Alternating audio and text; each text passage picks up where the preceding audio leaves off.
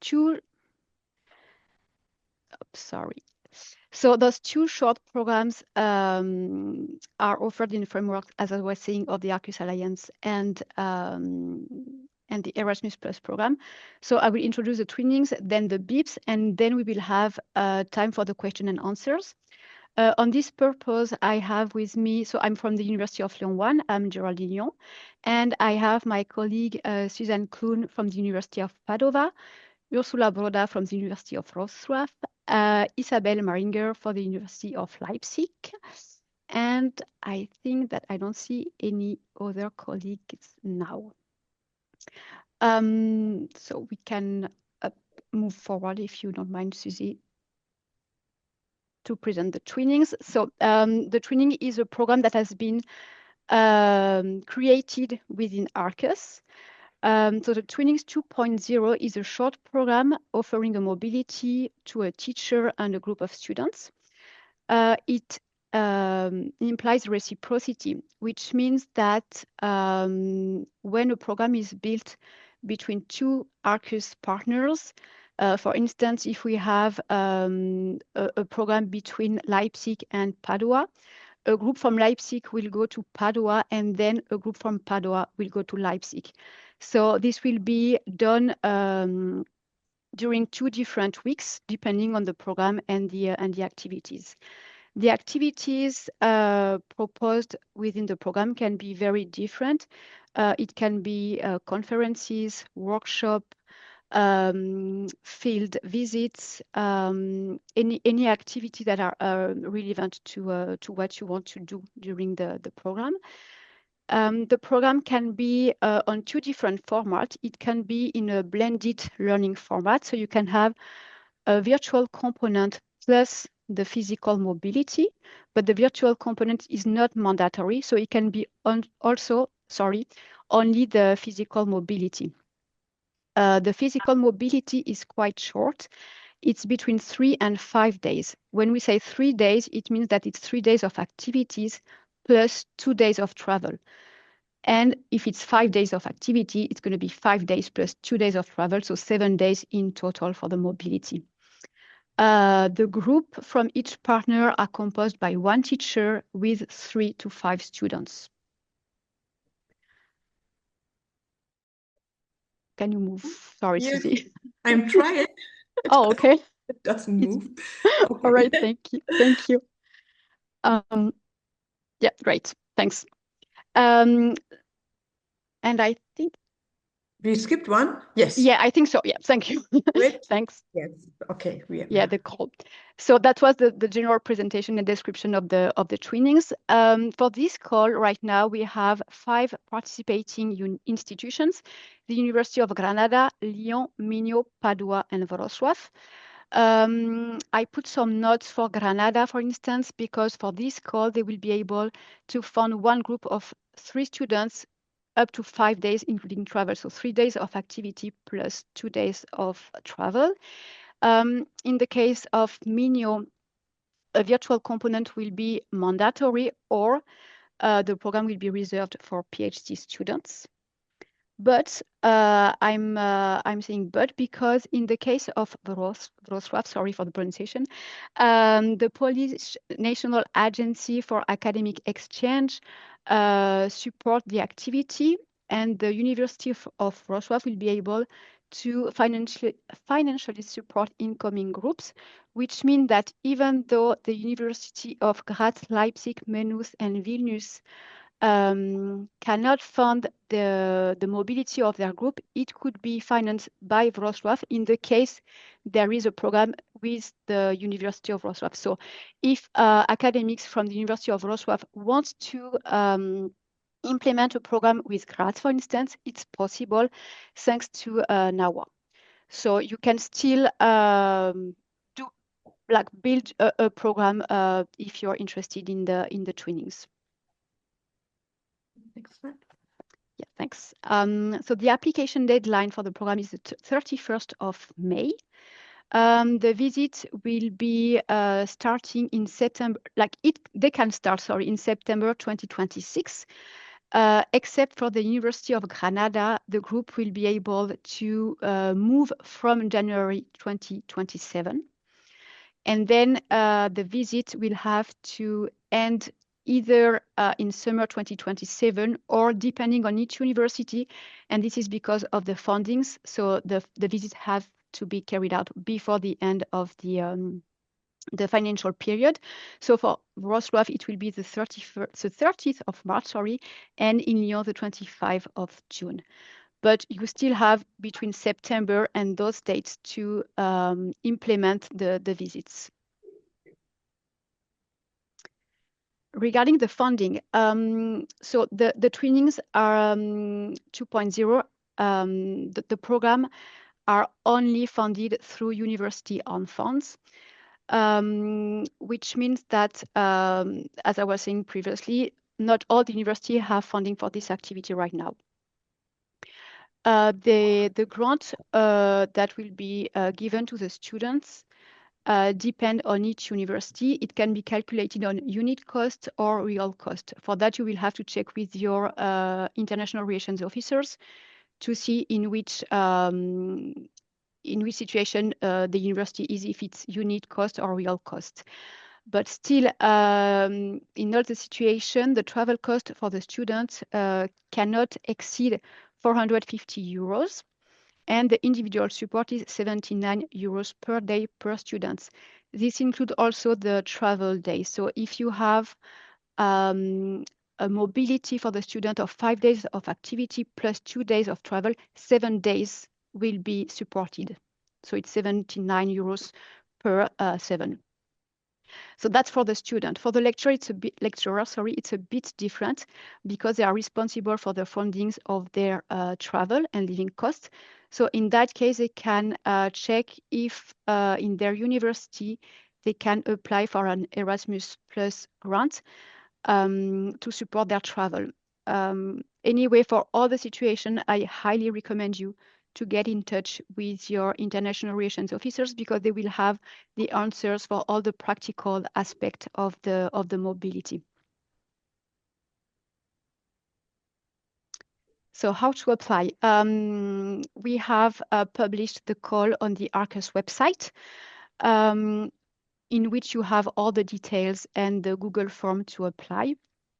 So it has to be done before the 31st of May.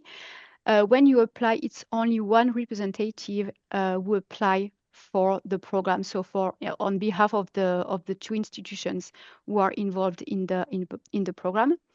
In the Google form, we will ask the contact details, the description of the trainings, the learning outcomes, objectives, the activities you are planning to carry out in the different for the different mobilities. What you expect after, the impact that this program will give to the students, but also the institutions, and also the number of participants and the date you are planning to take for the visits. So of course, when you are applying, those different aspects have to be discussed among the partners to make sure that if, for instance, the group of Wrocław want to go to Padua, it has to make sure that in Padua, during the week they are planning to go, of course, the visit is possible for different reasons. So, of course, this is a program that is built jointly. And for the academics who have ideas and are looking for partners, we have a Padlet in which you can post actually the how can I say that, the ideas you have, the activities you would like to carry, or maybe the field in which you are working right now, and you identified maybe that's another university among the alliance would be very relevant for you. So in that case, you can use a Padlet. We are also, of course, available. When I say we, it's like representative of working group 9 mobility. You will have the contact details at the end of the the presentation. But of course, we can also try to bridge, to make bridges between you and our colleagues to make sure that you can find the right person, the right contact, and we can put you in contact to build a program.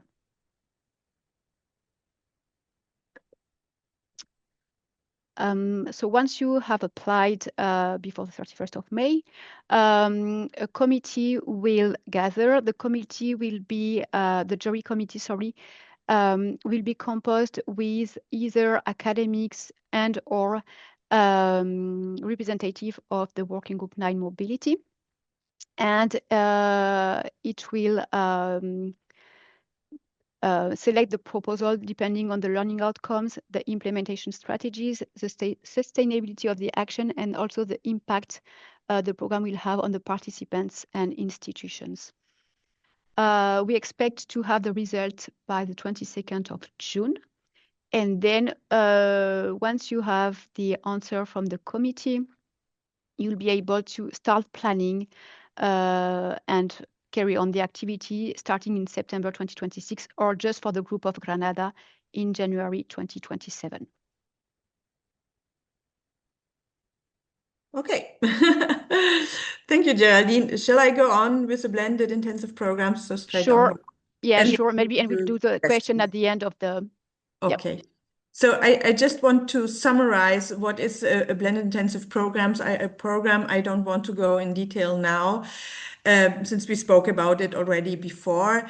So usually blended intensive programs are very innovative programs with new learning and teaching modalities. They have mandatory a short-term physical mobility, which should last at least 5 days, so 5 days of activities without any travel days.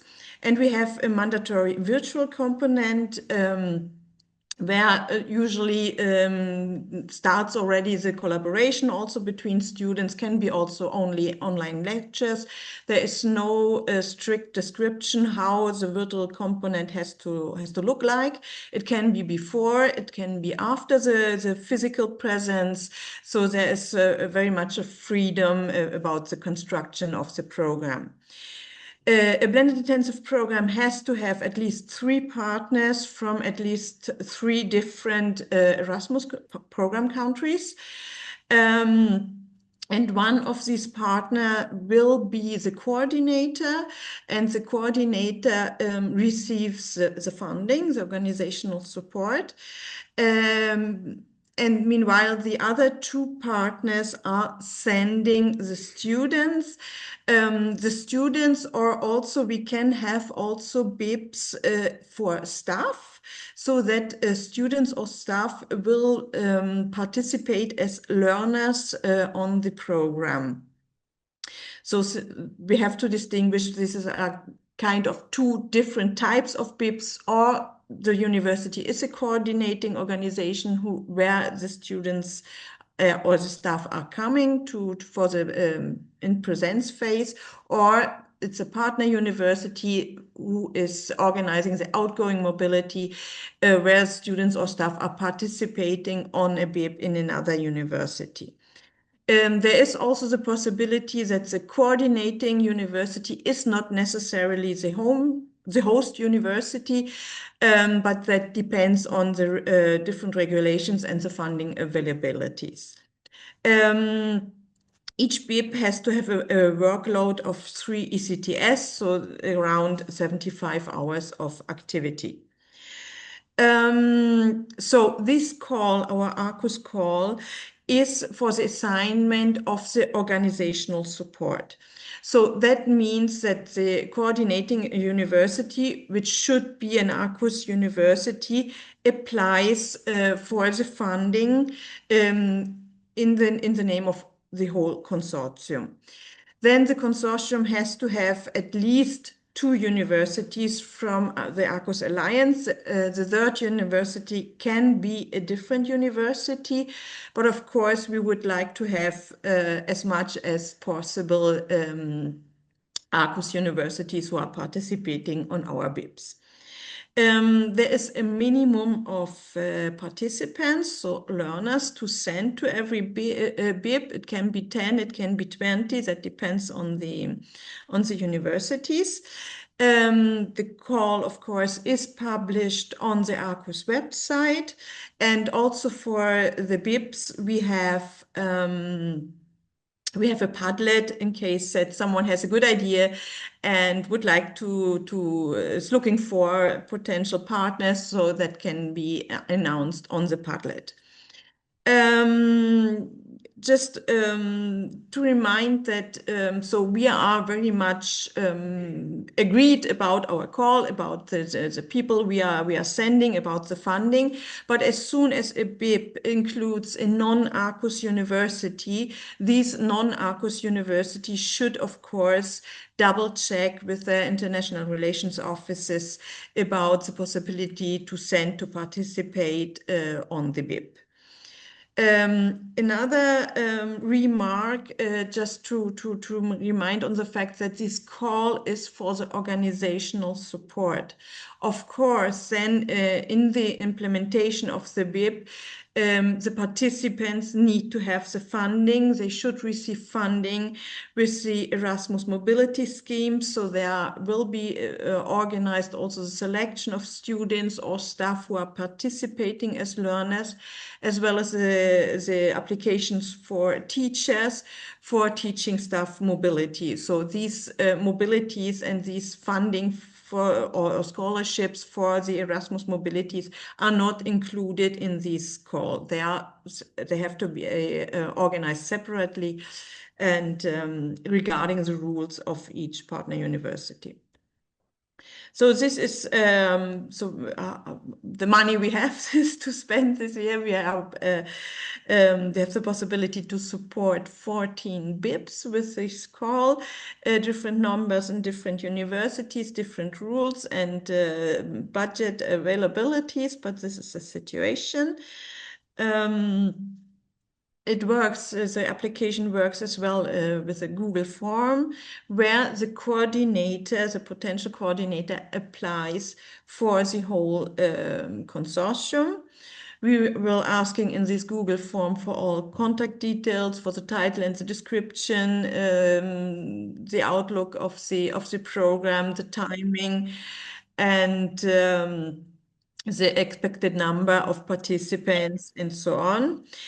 So all the details necessary to establish the program. The deadline also here is the 31st of May. We have different selection criteria, also like learning outcomes, the implementation, the innovativeness of the program, the sustainability, also sustainability in a sense that we like to see a BIP like a natural progression from a former twinning, for example. It would be nice that things are developing, that our collaborations are developing. So from a twinning to a BIP and furthermore, or that the BIP is created after another or based on another former collaboration already. So that would be very nice. Then, of course, the impact, and we would like to see that the BIPs meet also the Arqus themes like identity, the digital transformation, climate change, and so on. There will be a selection committee, one representative for every partner universities, and we aim to publish the results until the 22nd of June. And the BIP, so this call, the organizational support, is for the academic year 26-27, means from September to July 2027. Yeah, that was already very briefly about the BIPs.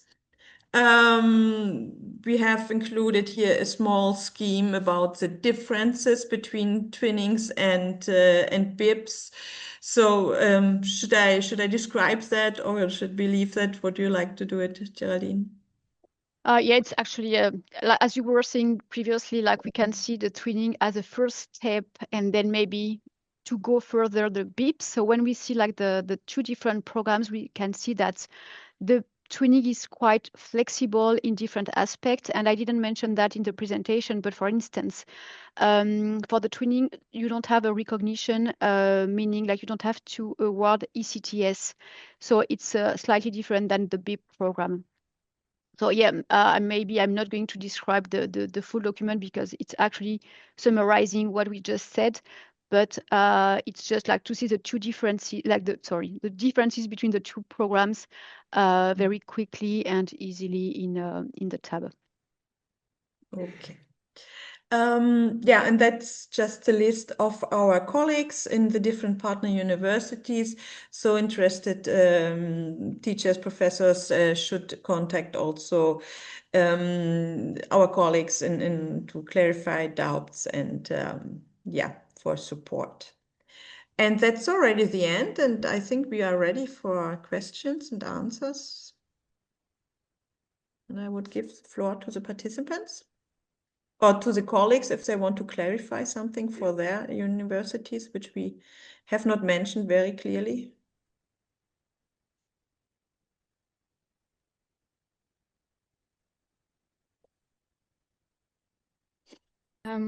Good morning, everyone. Thank you very much for this presentation. For now, I think my doubts were cleared up, and I will have these contacts for further questions. Thank you very much. You're welcome. Great, thank you.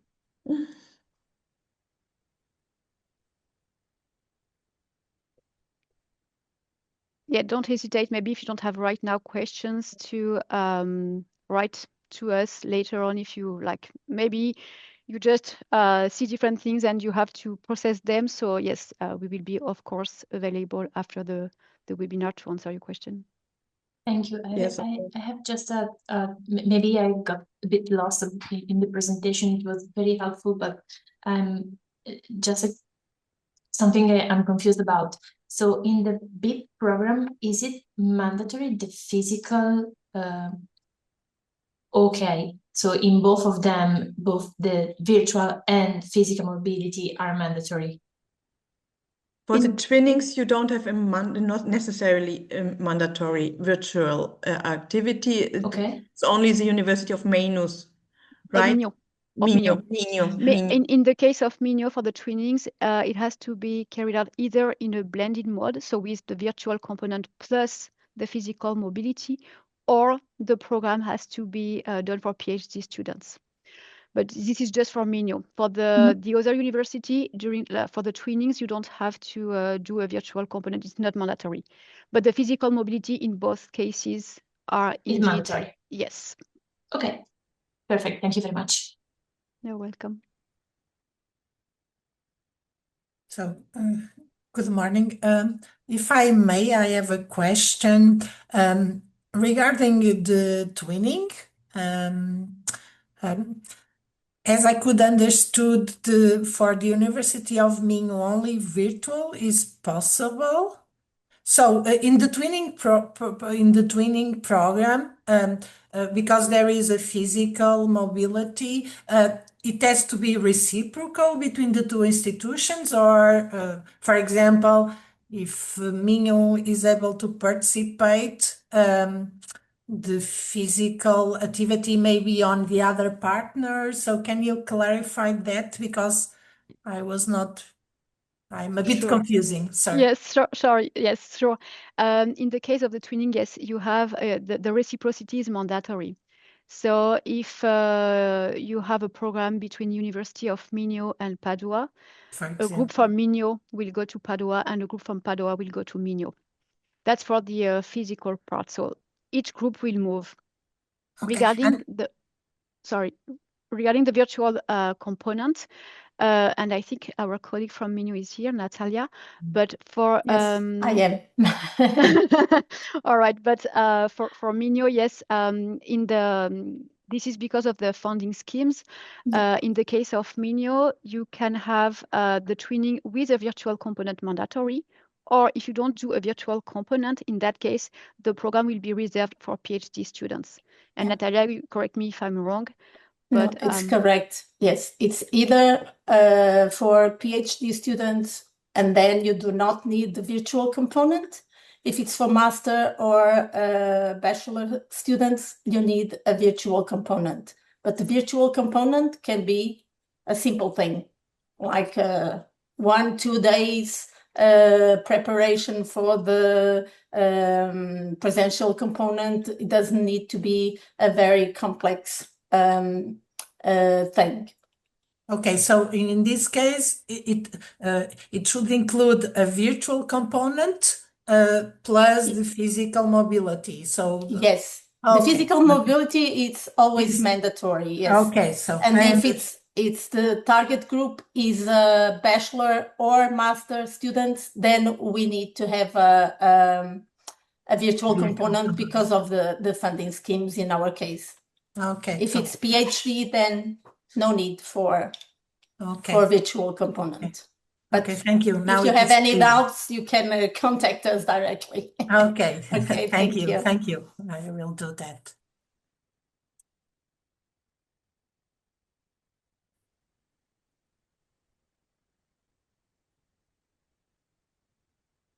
Yes, I can, Philippe. I can put the links into the chat, and then I can also share the calls that are published in the website. So you will have also, like in the call itself, you'll have the Padlets. And yes.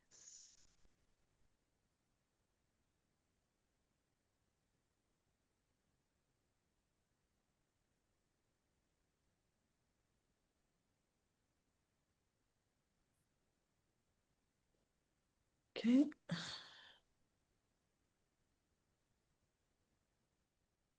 So we have been quick, we have been clear. So I just say the presentation will be available in the MediaSpace channel from the University of Padua.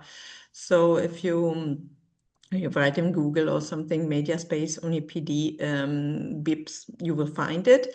It will be accessible for everyone. So it will be, maybe, I don't know, Geraldine, if you have the possibility to put the link also on the Arqus webpage, then maybe that could be nice. The presentation. Registration. Yes, I guess we can ask the com team to do so. Okay. Good. I think I thank you for the attention, for coming here. Geraldine, I leave the floor to you for the final word. Yes, if there is no more questions, thank you very much for participating and for your interest in the two programs. Rely on the fact that your international relations officers in each university are here to answer your question and help you in creating the program. So just don't hesitate to contact us. Okay. Thank you very much. Thank you very much. Thank you. Thank you. Have a good day. Thank you. Good luck. Bye. Goodbye. Good luck. Bye. Bye.